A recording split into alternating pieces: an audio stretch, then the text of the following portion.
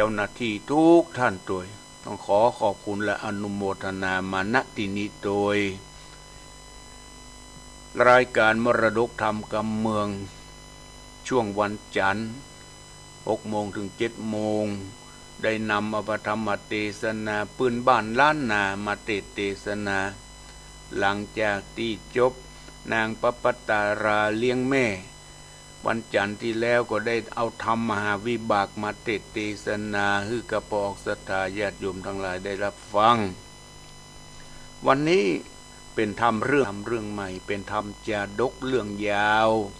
เรื่องกำพร้าวัวตองกำพร้าวัวตองนี้เป็นอาจาดกเรื่องหนึ่งของพระสัมมาสัมพุทธเจ้าเมื่อก่อนเราเคยได้ยินกำพร้าวัวตองเนี่ย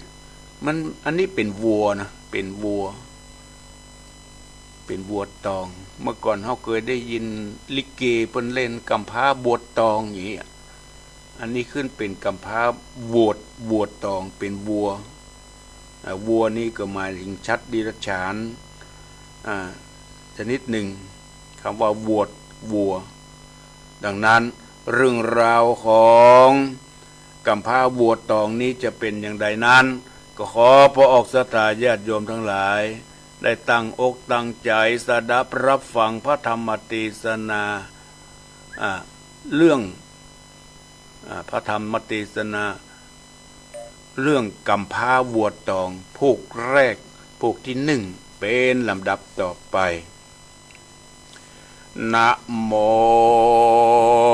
ตัสสะภะคะวะโตอะระหะโต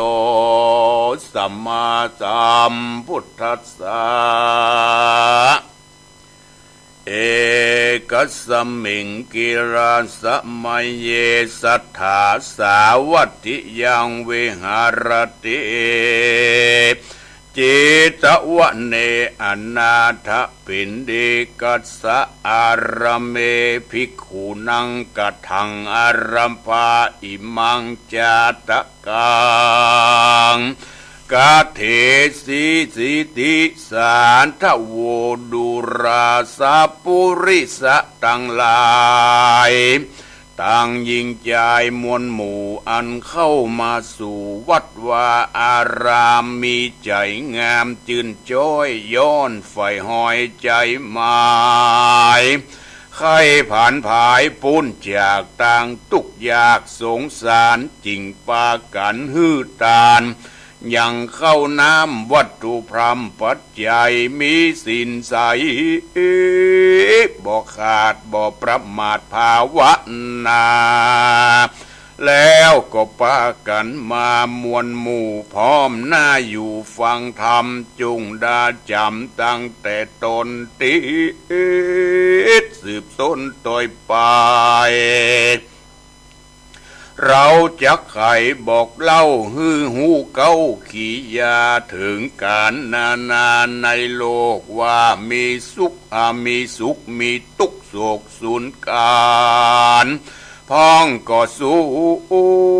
ขอนันต์หมักเต้าพ้องก็ทุกข์โศกเศร้าเครื่องขีตามกรรมมีแต่ไทยอันที่ได้สร้างไว้ของไผ่ของมันจักมาตันตอบสายได้ร้ายและดีศรัทธามีมวลหมู่จุงพำรู้ยาวไปหอมจิตหอมใจหือมานฟังกันที่ฉันจำเอาประโยชน์เบาๆลำเลิศย่อมจะเกิดกับตัวกับตนเอาปีนขวดเดียวไต่ข้ามวัฏใหญ่สงสารถึงนิพพานเวียงแก้วปีนที่แล้วมโนในพองฟังทำไปแต่ไส้ยอมมือไว้วางอกใจนั้นตกแดนไก่ได้กึดไปดันสอดไปพับรอดกิจการถึงลูกถึงหลานใหญ่น้อยถึงกู้ห้อยเตรียมคิงกึดขันนิงไปควายกึด ถึงขีดให้เด่นนากึดถึงปาราไก่ไก่ถึงน้ำใหญ่นะตีบางพ้องก็กึดถึงดงรีเถื่อนทองถึงพี่น้องวงใหญ่ทำสุดเมื่อใดจริงจักหูสาธุตัวเจ้าหมู่ใดๆคนยิงใจลางพ้องหูแจ้งส่องนานามนั่งฟังธรรมแต่เล่าใจอยู่เฝ้าเตรียมตนบอกกึดบนดันสอดขัดนิ่งรอดไปนายฟังธรรมไปตั้งแต่เก้าทาราบต่อเต้าสุดปลายได้หูลายแจ้งทีเอาเป็นที่พิจารณาแถมพระยาตัวเก่าฮือมากเต้าปันปนเอาปีนกุลเตื่อมกำฮือหลวงล้ำไพมานได้เจยบานเตียงเต้าดังกึดเล่าผาธนาขอศรัทธาเหล่าตันตั้งหลายมวลหมู่จุงพำรู้ยาวไปแปลงใจใส่จินจ้อยติดตัวถ้อยตามธรรมบัดนี้เด็ดเตอเอกังสมัยยังมีสมัยยะกาละขับหนึ่งใสพระที่ไว้ตะรงยานพงสำราญยังจอดอยู่ในยอดกันทะกุดีอันนายอนาถปินดิกะสะมหาเศรษฐีผู้ใหญ่หากสร้างไว้เป็นตานอกสถานเมืองกว้างมีชื่ออ้างว่าสาวัตถียะตามมีเมื่อใดดังอ่านตะตาในการยามนั้นอันว่าเจ้าบ้านเจ้าเมืองตลอดถึงภิกขุสงฆ์ทั้งหลายต่างก็มานั่งย้ายกันมวลโมพร้อมหน้าอยู่โรงธรรมก็มาอู้มาจาปีนเหตุเพื่อจักคือพระพุทธเจ้าติเทศนาว่าอาวุโสดูราตันตั้งหลายเหยน้อยใหญ่ข้ากึดไข่ถึงวันว่าพระตารงธรรมปิ่นเก่าคือพระพุทธเจ้าของเรานี่นามีเมตตาภายโพดนำสัตว์ข้ามโอคะสงสารถึงนิพพานเวียงแก้วเป็นที่แล้วเครื่องกาคุณนาตั้งหลายมวลหมู่ตลอดถึงติวบุตรเทวดาอยู่บนฟากฟ้าพับแห่งล่าโขงสวรรค์ก็ประกันมาบอกขาดฟังโอวาทพระสัทธาเหมือนดังเทวตัตนั้นนาหยาบจ้าปองจะฆ่าพระสัมมาสัมพุทธเจ้ากันขะนิ่งดูสันทีก็เป็นปี้ผู้เก่าแห่งนางนอนเน่ายะโสธรายังบ่มาติไกนบน้อมไว้ฟังธรรม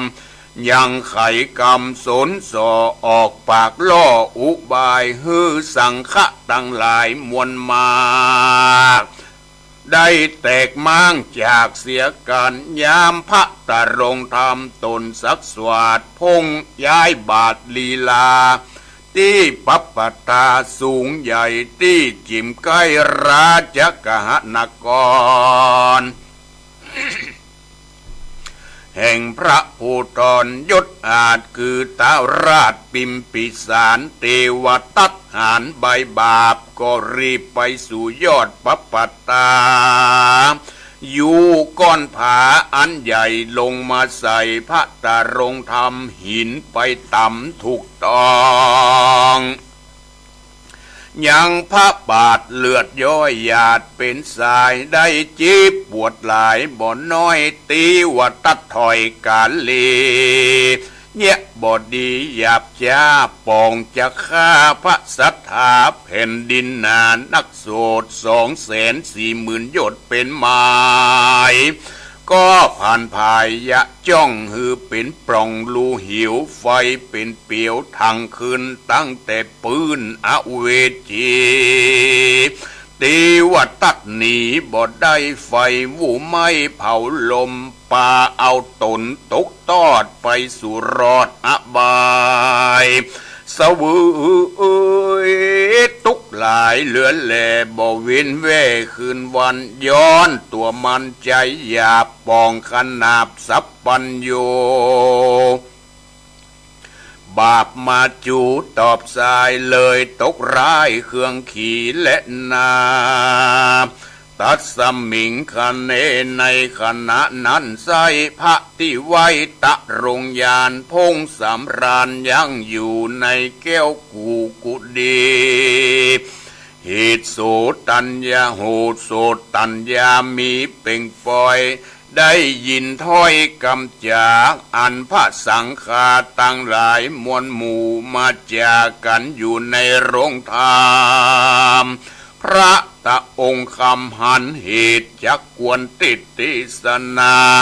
จิงสดิดลีลากระพากออกไปจากกันทะกุดีดังราชสีตัวองค์อาจยวริยาตลีลาจากกูหาทำแก้วเปื่อเล่าแอเปื่อล่าแอวดงดานพระตะรงยานโตนสักสวดไปนั่งเหนืออาสนาภิกขุสังฆาตั้งหลายมวลโมก้าอันอยู่โรงธรรมหันพระองค์คำที่ไว้มารอดใกล้สับปันก็ปากันดักอยู่บอกกล่าวอู้กำได้รีบเร็วไวก้มเก้านบขับเหล่าสามตีพระมุนีสันพอแล้วต้านต่อใครจาว่าภิกขเวดุราภิกขุตั้งหลายมวลโมมานั่งอยู่ในโรงธรรมมีนานำบ่อน้อยพงกล่าวถ้อยสั่งจาหันเรามาจวบใส่ลวดยังไว้บ่เจียนจานันจาที่นั่นนาเจ้าภิกขุตู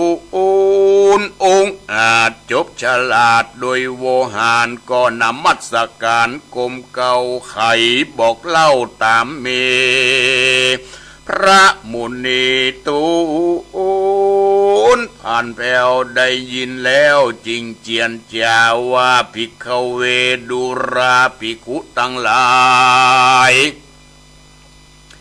อันมานั่งยายกันตึงหนุ่มตึงเทาอันว่าเทวตัดนั้นเล่าใจหยาบปองขนาบตัวเราบาปปาเอาไปไม่ในลุ่มใต้อเวจีสวืตุกขี่ลำตีบทใจจัดนี้บัดเดียวเมื่อเราเตียวลูกว่างพงก็สร้างสมปานเป็นกุมารกำพร้าตุกโศกแก่อนาถาเทวตัดนานาบับสาว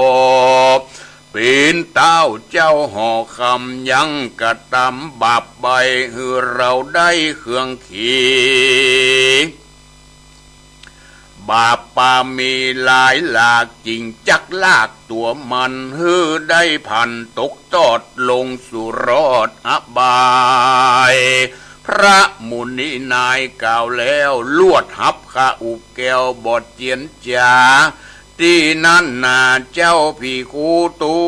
นองค์อาจก็อภิวาทนมัสการว่าข้าเดพระกินามานเป็นเจ้าอันชาติก่อนเก่าอาติตาภิกขุสังฆาตั้งหลายมวลหมู่ยังบ่หูฉันได้ขอพระได้อู้ไข่กล่าวจีฮือแจ้งทีตามรายฮือภิกขุตั้งหลายมวลหมู่ได้พำรู้ตามมีบัดนี้เด็ดเตอ เมื่อนั้นผาสัพพัญญูตนผ่านแผ่วได้ไขจริงไขคาอุบแก้วเตสนาวาอาติเตกิระภิกขเวเอโกปาปะโกนามราชากาสินานักคาเรรัจจังกาเรสิดังนี้เป็นต้นภิกขเวดุราภิกขุทั้งหลายผู้คงขวายใครรอดเวียงแก้วยอดเนรปานแต่เมื่อนานนักโสดหลายกับโกฏวัสายังมีพญาตนหนึ่งองค์อาจชื่อว่าป่าปังวรราชบุญเรืองเสวยเมืองกว้างใหญ่นามกล่าวไว้ว่าเมืองกาสีนครเมืองประวรใหญ่กว้างคนอยู่สร้างหลวงหลายหอเรือนใหญ่หยาดถอยหลังใหญ่หลังน้อยเก็มกันคนเต็มพันละลาดบ่หูขาดบางตาพองก็มาต่างนาเพื่อเอวกาและมาขายพ่องก็มาเอวบดได้พอยื้อพ่องมาซื้อยังของพ่องก็ป่องไปนอกพ่องก็ปอกคืนมาโขงปาราแห่งเต้าดูจืนยาวเรื่องไรปีนเวียงใจอันผัดเสดบ่ไม่เดือดเครื่องขี่เข้าน้ำมีหลายแหล่ลูกไม้แผ่ถมท้องวางก่อกองตามกาดบ่หูขาดสุดปีเจ้าปุเรต่างเตดอันอยู่เขตแดนไก่กันกล้าไก่มารอดเขาได้ทอดตาหันย่อมปากันจมเจิญปีติตื่นยินดีบอกใครหนีปอกเต้าไปบ้านเก่าเมืองตนและนา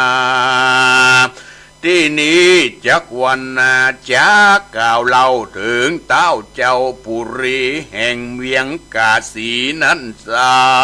ยอันมีชื่อไว้ว่าป่าปังกราชาอันว่าพญาตนนี้ปี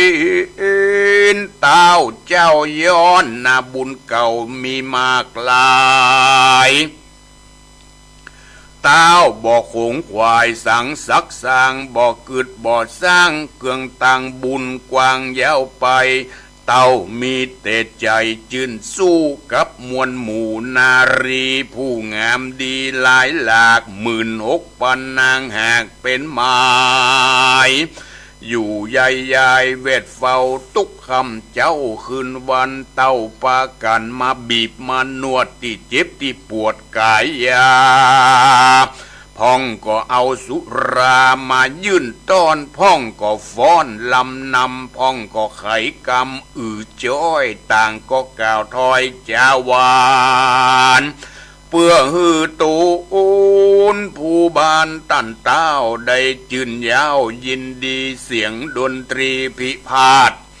ดังบอกขาดยามวันอันว่าเต้าหอจันยศใหญ่ยอมบาปใบปารามักโกธาคิวโขดใส่ยังโตดไผ่น้อยได้ต่ำก้อยเครื่องขี่กำบ่มีก็มาเป่งใส่กำบ่ใหญ่ก็มาเป่งหามักขี่ขาไพราชตั้งอามาตย์คนในได้เครื่องใจไม่เอาได้โศกเศร้ามองผ่านคนผู้บานตันเต้าภาพเป็นดาวปุรีมีเทวียอดสวยงามบ่น้อยจิวานางจันตามีราชธิดานอนเนานามบอกเล่าว่าชิมพรีอยู่สำราญดีจะใจบ่เมื่อยบ่ไข้หนาวในบ่ปีนอันใดสักสิ่งจำเริญยิ่งเรียวปานปีเดือนวันปันจอดต่อเต้ารอด16 ปีโฉมนางดีพิราช วันนะอาจเหลือคนยิงสะกลโลกไตบ่มีไผเพียบได้ตนนางเต้าห่อขวางหนุ่มเทาเศรษฐีเก้าเงินหนาอันอยู่ปาราต่างเตดโขงดาวเขตแดนกายต่างก็หลั่งไหลมาสู่บ่ขาดอยู่ยามวันเขาก็ปากันมวนมากนำของมาฝากเป็นปัณการต่างก็จะหวานกล่าวถอยขอเอานางยอดสร้อยบุญมีปีนติวีรวมข้างส่วนตนเจ้าจ้างปิตาบ่อนุญาตปงขาดแก่เต้าราชคนใดเต้าจะไขบอกเราฮืออามาดเก้าต่างตาหากันยายอดซอยอันงามซอยลอยเสมอกันมาอยู่หอจันหลายหลาก16,000นาคเป็นปริวารได้สำราญจินจอยในภาษาซอยหอคำก็มีอันเล็ดนาในกาลนั้นใส่ยังมีขี้ไร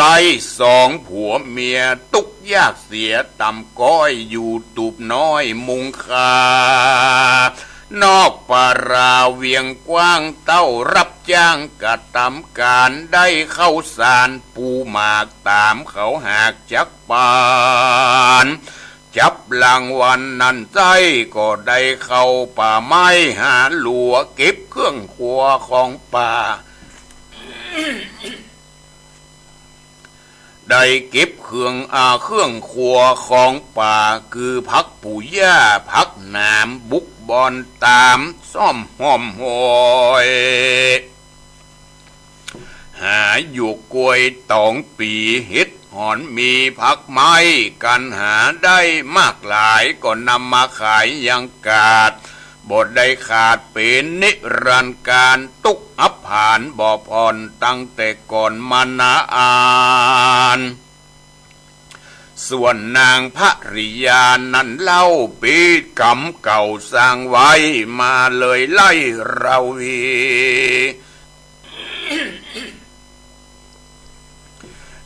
ได้เครื่องขี่ตำก้อยเป็นผีถ้อยผีโพงพายกินป่าบ่ได้ต้มบ่สุกล่มดิบแดง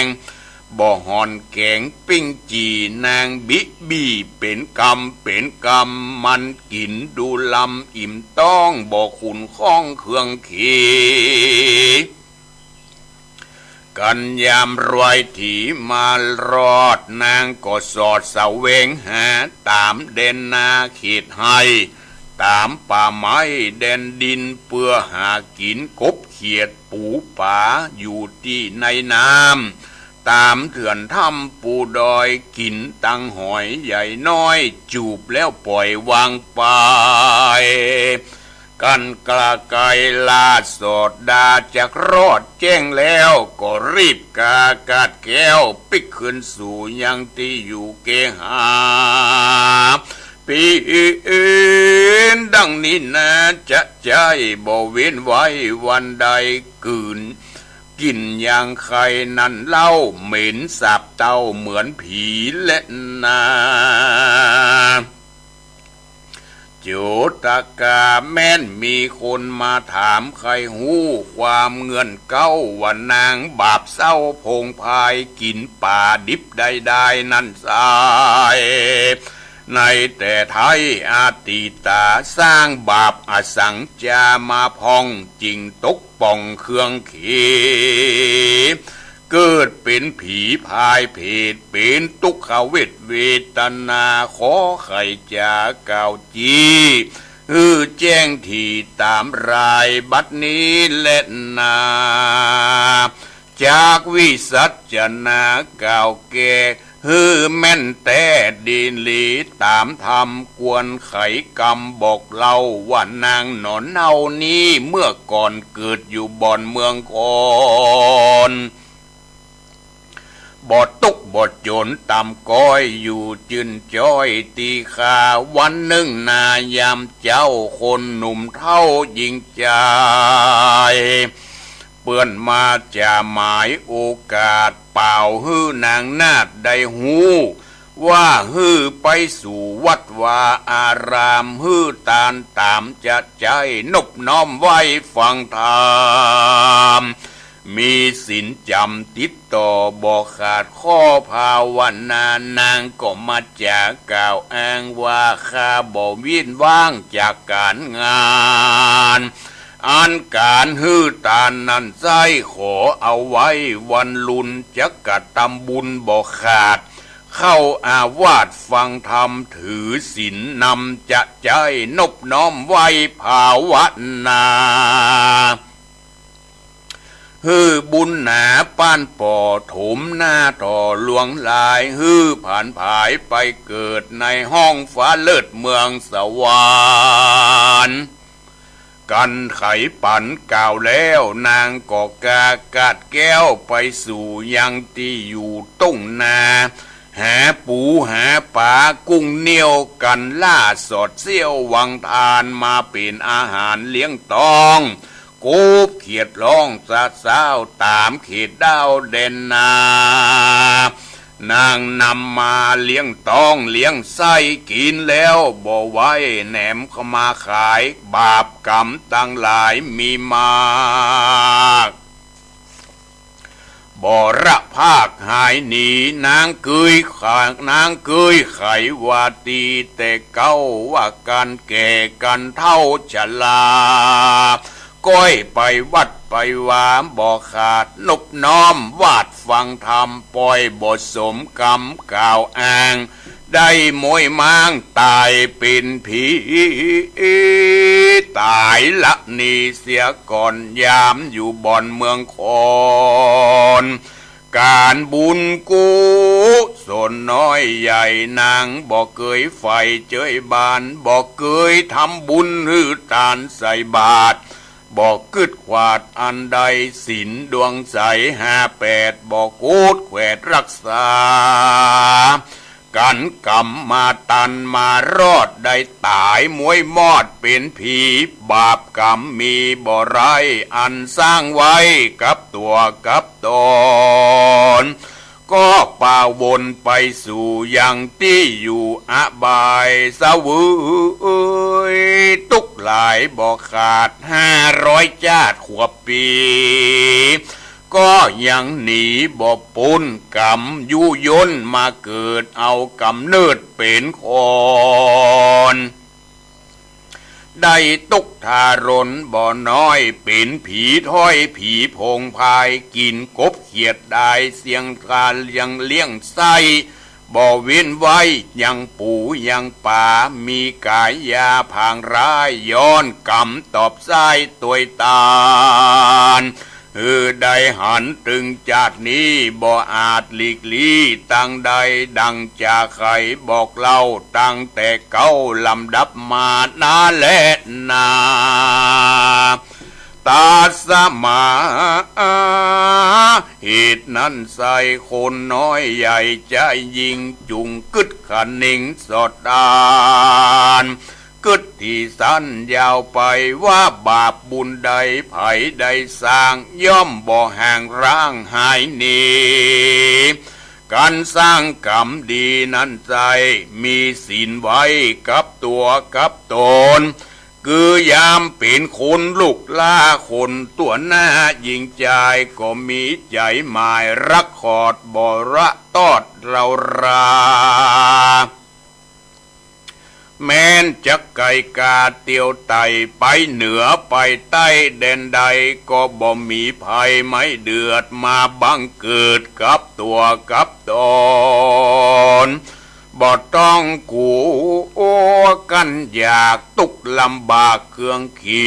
ดังพระมุนียศซอยไขกล่าวถ้อยเป็นหมายว่าคนยิงใจโลกไตกันมีศีลไว้รักษา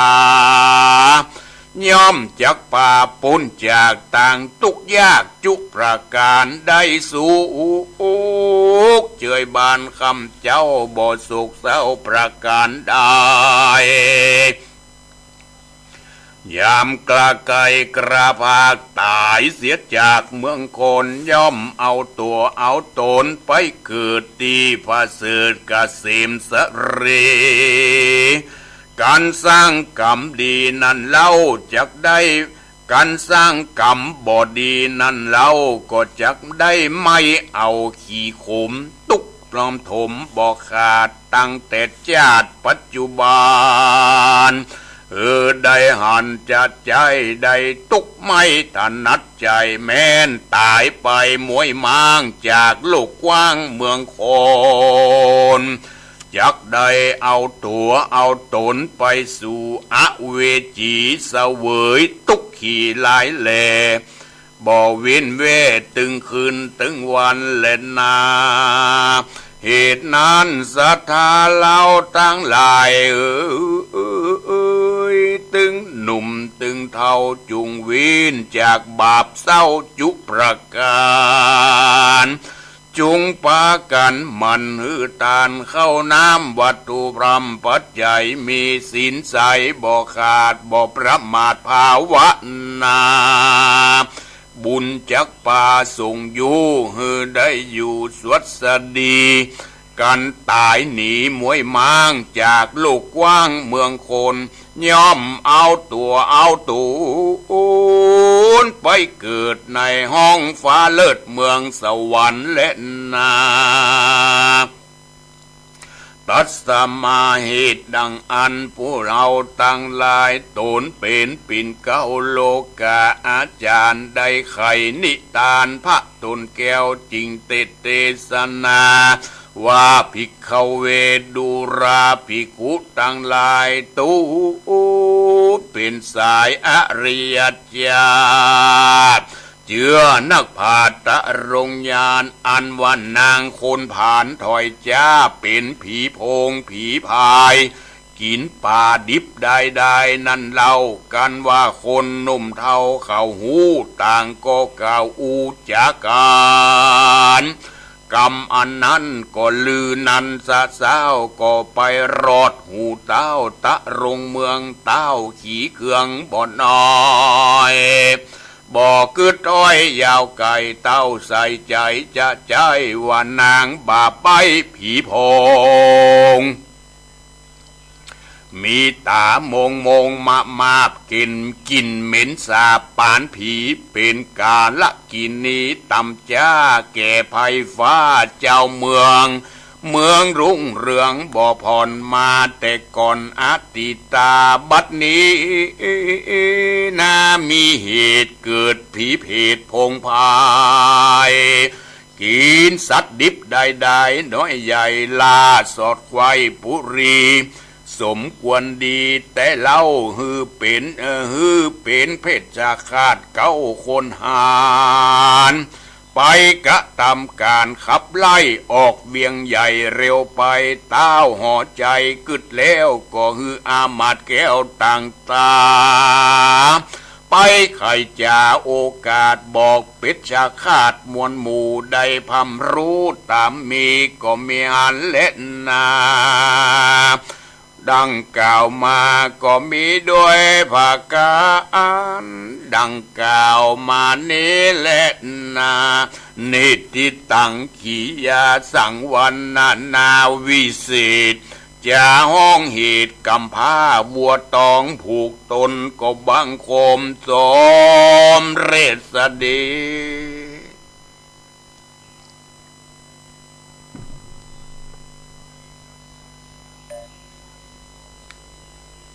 พระธรรมเทศนาเรื่องกำพร้าวัวตองผูกที่หนึ่งก็จบลงเพียงกินนี้ปอกสตาญาติโยมทั้งหลายที่ได้เตดจบลงไปในทำนองแบบพื้นเมืองเหนือของเฮาก็พอจะสรุปใจความโดยย่อๆว่าในขณะที่พระพุทธเจ้าประทับอยู่ที่เจตวันมหาวิหารภิกขุสังฆะทั้งหลายได้ตรัสถามพระพุทธองค์เกี่ยวกับเรื่องพระเทวทัตนี่แหละ พระเทวทัตนี้ปองทำร้ายพระพุทธเจ้ามาเป็นหลายเจ็นหลายชาติพระพุทธองค์ก็ตรัสว่ามันบัดใจมีเฉพาะในชาติบัดเดียวนี้ชาติก่อนพระเทวทัตก็เลยอาฆาตพยาบาทพระองค์มาหลายเจ็นหลายชาติในชาติหนึ่งมีเมืองหนึ่งชื่อว่าเมืองกาสีนครมีพญาเจ้าเมืองชื่อว่าพญาป่าปังกราชาพญาตนนี้มีพญาตนนี้ถึงจะเป็นพญาเจ้าเมืองก็มันบ่ค่อยทำอะไรอย่างคือเจริญรุ่งเรืองเฮ้ยมกมุ่นอยู่กับนารีอยู่กับแม่ย่าแม่ยิงบำรมบำเรออยู่เป็นหมื่นในเนื้อหาสาระบอกว่ามีนางบำรมบำเรออยู่ถึง16,000ห้องมาบิบมานวดกินแต่สุรายาเมามัวเมาแต่นารีวานพญาตนนี้ขี้โมโหโกธามีมเหสีชื่อว่านางจันตามีธิดาหน่อเน่าอยู่คนหนึ่งชื่อว่าซิมปรีคนนี้มีอายุครบ16 ปีก็อยู่สุขสบายดีนางลูกสาวนี่นะบ่มีพยาธิอันใดมาเบียดมาเบียนคนงามคนหนึ่งลูกสาวคนนี้ข่าวล่ำลือไปแผ่วต่างบ้านต่างเมืองก็หลั่งไหลมาสู่มาขอเพื่อเอานางไปเป็นคู่ครองส่วนตนพ่อยังหนุ่มยังน้อยอยู่ลูกสาวจึงบ่อนุญาตเถอะเนอะบอกแกหมู่หนุ่มทั้งหลายที่มาจากต่างบ้านต่างเมืองที่นี้ขอกล่าวถึงครอบครัวแถมครอบครัวหนึ่งตั้งบ้านเฮือนอยู่นอกเมืองอากาศีนี่แหละครอบครัวนี้ก็มี2 คนผัวเมียนะตุกยากหน่อยตุกยากหาเจ้ากินค่ำคุ้มไปเป็นวันหาพักหาหลัวมาขายยังกาดส่วนนางเมียมันนี่พอกศรัทธาญาติโยมทั้งหลายนางเมียมันเป็นคนแปลกเลยเป็นคนแปลกเวลาไปปะหอยนี่กินดิบอันน่ะวะหอยก็จูบกินนั้นจูบกินปลามันต้องไปต้มไปแกงเกี๊ยวกินดิบอันน่ะชอบกินเวลาชอบหากินเวลาค่ำเมียคืนไว้หรอค่ำมืดออกบ้านออกจองเสาะกินปูกินปลาจับปลาได้เอามากินเอามาจูบกินไปนะเนี่ยกินไปแจ้งมารีบเข้าบ้านเข้าจองอยู่อย่างเป็นประจำเปิ้นเล่าเปิ้นลือกันว่านางคนนี้คงจะเป็นผีโพงคงจะเป็นผีโพงพอกศรัทธาญาติโยมทั้งหลายกินนี่เหม็นสาบอย่างผีกินนี่เหม็นสาบอย่างผีชอบหากินเวลาค่ำเวลาคืนได้ปะปูปะปลากินดิบแดงนั่นแหละทีนี้เปิ้นบอกว่านางผู้นี้นะเป็นกรรมเป็นเวรของเจ้าคือนางผู้นี้เมื่อชาติก่อนเกิดเป็นคนเฮานี่แหละเป็นคนก็บ่ทุกข์บ่จนเท่าใดวันหนึ่งเปิ่นมาปกมาเปล่ากล่าวลองเจือนจวนไปทำบุญฟังเทศฟังธรรมจำศีลเมตตาภาวนาเนอที่วัดเนอเปิ่นประกาศเหมือนกับเปิ่นประกาศเสียงตามสายเนี่ยเนาะอันก็ไปปกเป่ากล่าวลองวันพวกนี้เป็นวันพระวันศีลวันประเพณีเนอเป็นวันสำคัญทางพระพุทธศาสนาเนอทำนองเนี่ยที่นี่นางนี่เนี่ยปอกศรัทธานางนี่ก็บอกว่าข้าบ่ไปข้ามีการข้าก็มีไปจะไปก็ไปเถอะทำนองเนี้ยการทำบุญนี่การฟังเทศฟังธรรมการทำบุญจำศีลเมตตาภาวนานี่เอาไว้หันก่อนเนี่ยนี่เปิ้นฮ้องว่าคนประมาทรอเท่ารอแก่ก่อนก้อยไปวัดไปวาก้อยไปทำบุญสุนทานนี่มันขึ้นอย่างนี้เนาะถึงเวลาก้อยไปเจ้าบ้านเจ้าจองกันเปิ้นก็ เตรียมเข้าตอกดอกไม้กันไปวัดไปว่าเตรียมจตุปัจจัยไทยวัตถุทานไปตามที่เปิ้นมีเปิ้นทำกันเป็นเส้นเป็นสายกันลงไปตามถนนหนทางเต็มวัดเต็มว่าเปิ้นตามที่เปิ้นประกาศเชิญชวนถึงเปิ้นบ่ประกาศเปิ้นก็ไปละเปิ้นถือว่าเป็นวันพระวันศีลวันสำคัญวันประเพณีก็ต้องปฏิบัติตัวเฮาเกิดมาเป็นเจ้าพุทธก็ต้องทำบุญฮืดทานต้องสละฮืดตัวเก่าพ้องกันบางคนเปิ้นคิดอันเนาะจะไปหากินเอาหากินตำล้ำไปต้องหาทรัพย์ภายในฮือกับตัวเก่าพ้องเปิ้นคิดอย่างอีหรอทีนี้นางคนนี้บ่คิดอย่างนั้นมันเอาเวลาที่อยู่สุขสบายนั่นไปทำบาปทำกรรมเนี่ยข้าบ่มีเวลาเตื้อไปกันเถอะมันก็ออกไปหาปูหาปลาล่ะเปิ้นไปวัดไปว่ามันก็ออกไปกลางต้งกลางนาหาไปหนองพุ่นน่ะหากบหาเกียดอยู่กลางต้งกลางนาพุ่นน่ะมันบ่สนใจเปิ้นประกาศแล้วประกาศเล่าบ่สนอกสนใจในการทำบุญสุนทานรอแก่ก่อนรอเท่าก่อนก้อยไปวัดไปว่าพอศรัทธาญาติโยมทั้งหลายบังเอิญนางคนนี้อายุบ่เมินบานานเท่าใดอายุบ่แก่พยาธิก็มาบังเกิดในตัวในตนอายุบ่ยืนยาวบ่สมดังกำกึดว่าเท่าแก่ก้อยไปทำบุญได้ตายไปล่ะนางคนที่ได้ตายจากไปได้ไปตกนรกหลายเจนหลายชาติได้ไปตกนรกหลายเจนหลายชาติหลังจากนั้นก็ได้มาเกิดเป็นนางเป็นกู้ผัวเมียของที่อยู่ในเมืองกาสีนี่แหละบาปกรรมของนางบ่สูญหายไปไหนบ่สูญหายไปทางใดยังติดสร้อยห้อยตามมาจนถึงชาติปัจจุบันจึงทำให้นางได้เป็นผีพายเป็นผีพงผีพายนี่แหละเปิ่นไปทำบุญไปเมาหาปูหาปลาเกิดมาจากนี้กลายเป็นผีพงผีพายกลายเป็นเพศดิบกินปลาดิบนั่นแหละหอยปลาหอยจูบหอยกินดิบอันน่ะกินนี่เหม็นสาบเหม็นสางภัยกายไปปนจุดได้อึดดังเหตุนี้พ่อศรัทธาญาติโยมทั้งหลายเฮาท่านทั้งหลายควรรีบกระทำบุญฮือทานรักษาศีลเมตตาภาวนาศีล5ศีล8เจริญสมาธิภาวนารีบทำในขณะที่ยังมีกำลัง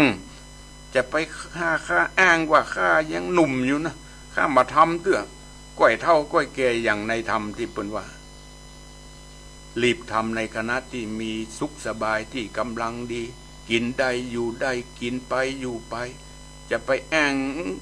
การอ้างงานนักล้ำไปทรัพย์สมบัติภายนอกเฮามีพอสมควรบางคนมีเหลือกินเหลือใจแต่ทรัพย์ภายในที่จะนำเฮาไปสู่ในภพหน้าชาติหน้าเฮาทำไว้หรือไม่ทำไว้หมอกใดพอสมควรหรือไม่พร้อมหรือไม่ที่จะเดินทางในภพหน้าชาติหน้าขอฝากไว้กับพระศรัทธาญาติโยมทั้งหลายในการสรุปธรรมพระธรรมเทศนาเรื่องกำพร้าวัวตองพวกแรกนางคนนี้จะเป็นอย่างใดพญาเจ้าเมืองผู้บ่มีบุญผู้บ่สนใจในการทำบุญสุนทานเช่นเดียวกันมัวเมาแต่สุรานารีจะเป็นอย่างใดนั้นก็ติดตามรับฟังกำพร้าวัวตองผูกต่อไปเวลาที่เหลือนี้ใครที่จะโทรมามาจ๋าโทรมาที่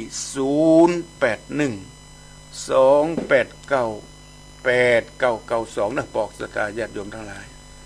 0812898992โทรมามาจ๋าโทรมาแจ้งผลการรับฟังนะที่ได้ฟังไปอาจจะเป็นข้อเตือนสติหมู่เฮาท่านทั้งหลายได้บ่มากก็น้อยคือได้เกิดความสำนึกว่าข้าเมื่อก่อนก็เคยลงต่งลงนาหาปูหาปลาเดี๋ยวนี้ละก็ดีละพยายามหาบุญหากุศลมานัก เพื่อให้แก้กรรมคือมันเบาบางแต่จะมาแก้กันมาได้คนละส่วนนะพ่อสตาญาติโยมทั้งหลายเจริญปอนเจริญปอนแม่คำนวณฟังชัดเจนดีก็ฟังไปเรื่อยๆเนอะโอ้ยาวหน่อยทำนี่ทำกับพระโวตองนี่ก็ยาวหน่อยเฮ้ยเจริญปอนเจริญปอนครับกล่าวว่าสาครับท่านพระครูพ่อบุญธรรมฟังชัดเจนดีเนาะชัดเจนดีครับก็หมดโมท่าอยู่วันหน้าก็ทำถ้าเข้าอีกก็ฐานนักเนาะเป็นธรรมดาเนาะอ้างไปเลยครับยามสุขสบายอยู่ด้วยความประมาทลาสาก็สนอกสนใจนึกว่าตัวจะอยู่ไป80-90เนาะถ้าเท่าก็ทำอีกก้อยเท่าก้อยทำบัดนั้นทำสักครั้งทุกคนบัดสามารถที่จะหู้ได้ว่าจะอยู่ไปได้เห็นกี่วันรีบทำได้รีบทำไปเลยในขณะที่กึดได้เจริญปอนเนอพอบุญธรรมเนอเจริญปอนเนอครับกล่าวไว้สาบุญรักษาอยู่ดีมีสุขเจริญปอนไม่สานะตะคูพ่อบุญตันฟังชัดเจนดีเนาะพ่อบุญตันบ้านป่าไร่เนาะครับอยู่3 ยอดกะ3 ยอดบักไก่นี่เองไก่กันเนี่ย3 ยอดไก่ปักลองฟังชัดเจนพอบุญตานสบายดีเนาะสบายดีเนาะสบายดีเมื่อสบายดีก็รีบทำคุณงามความดีเนอะทำอยู่จังหวัดตลอดเนาะขอบคุณเจริญปอนบุญรักษาดีมีสุขพ่อบุญตันป่าไร่3 ยอดอำเภอป่าซางเจริญปอนแม่ตู้ฟังอยู่เนาะฟังอยู่หมวนทำเรื่องนี้พอเข้าใจดีเนาะเข้าใจดีหมดฟังไปเรื่อยๆเป็นข้อที่เตือนสติเฮาท่านทั้งหลายคือได้ทำคุณงามความดีต่อไปน่าจะเอาไงย้ำนุ่มไปว่าขอบคุณแม่ตู้เนอบุญรักษาบุญรักษาเจริญปอนไม่แช่เจ้าเจริญปอนไม่หลวงสายฝนจันกุณะน้องผ้าขาวฟังชัดเจนดีเนาะชัดเจนเจ้าอันที่มันไปว่ามันถึงสงบไฟเจ้านั่นเหรอมันถึงนักแก่นะประกาศอีกลำโพงอยู่พอปุ๊ดเนี่ยประกาศยังได้กันได้คนเฮาที่บางคนเพิ่นจะไปเพิ่นต้องประกาศเพิ่นถึงไปเจ้าแม่นนักแก่คนมันลักษณะนี่มันมีหลายประเภทเจ้าดอกบัวสีเหลาเจ้าแม่นเจริญปอนไม่หลวงสายฝนเนอเจ้ากล่าวไว้สัตว์เจริญบุญรักษาอยู่ดีมีสุขเจริญปอนกล่าวไว้สัตว์เจ้าเจริญปอนโทรมาจากน่านเนาะเจ้าจากนาน้อยน่านนาน้อยนี่ฟังชัดเจนดีเนาะชัดเจนดีเจ้า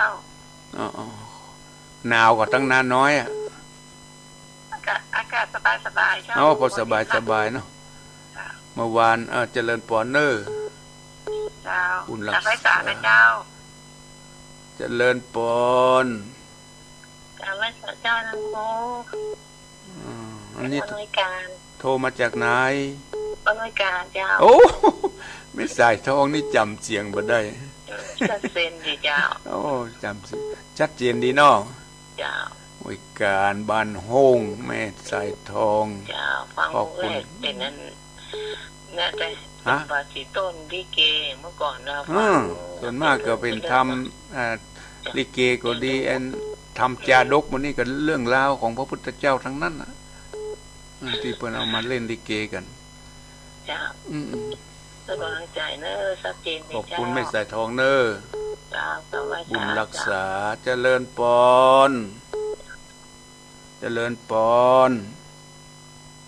เจริญปอนโอ้เสียงตัดไปเจริญปอน ทราบไว้สาเจ้า โทรมาจากไหน จากล่องกวางแต่เจ้า โอ้ลองกวางก็ได้รับก็ได้ฟังดีๆลองกวางนี่แป้เนาะ เจ้า โอ้ฟังชัดเจนดีก็ ชัดเจนดีเจ้า ลองกวางนี่ฟังจากสถานีไหน ชุมชนคนนั้นหน่อยเจ้า โอ้ฟังจากน่าน เจ้า น่านดังมาที่เป้ เจ้า โอ้เป็นบุญเป็นกุศลแจ้สถานี เจ้าเรียนทำเป็นว่าแต่ละ มันก็เป็นนั่นแต่มันก็มีแต่ เจ้าเป็นว่าจะได้ตึงแม่นแล้ว มันถึงแม่นเทียงมันมีการเทียงขอบคุณเนอ เจ้า บุญ กราบ รัก ษา ษา เจ้า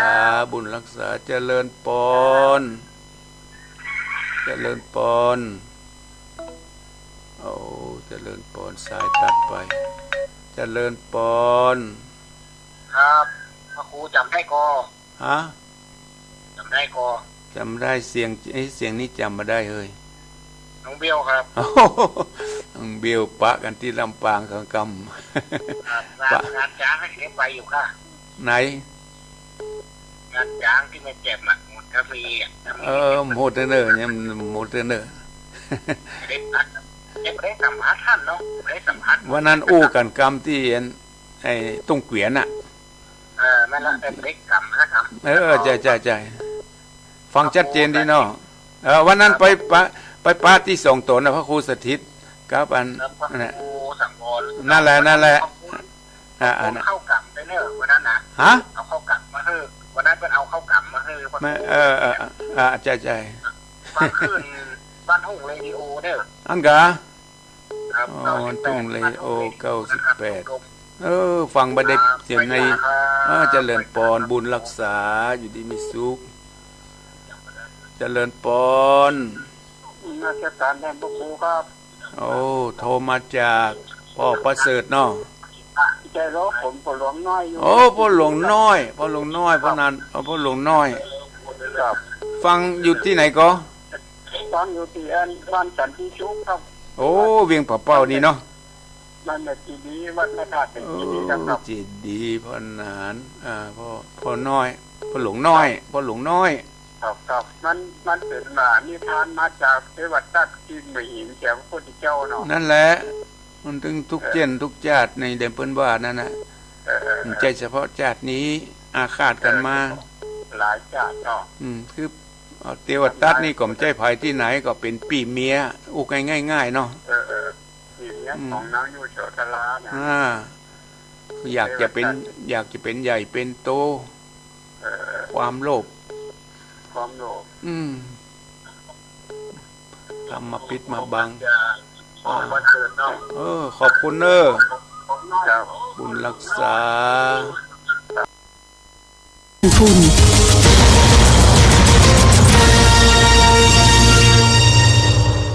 นี่พี่กี้มีคุณผู้ฟังถามเข้ามาเยอะมากเลยว่าจ่ายค่าไฟที่ไหนสะดวกที่สุด หูยอ้นง่ายๆ เข้าเว็บจ่ายผ่านเน็ตไปเลย จ่ายผ่านบัตรเครดิตก็ดี แต่ถ้าเจอตู้ ATM นะ แวะจ่ายเลยจบ หรือหากผ่านบัญชีธนาคารเลยก็สะดวก หรือนี่ MBA Smart Life แอปเดียวจบ ครบทุกเรื่องไฟฟ้าจากการไฟฟ้า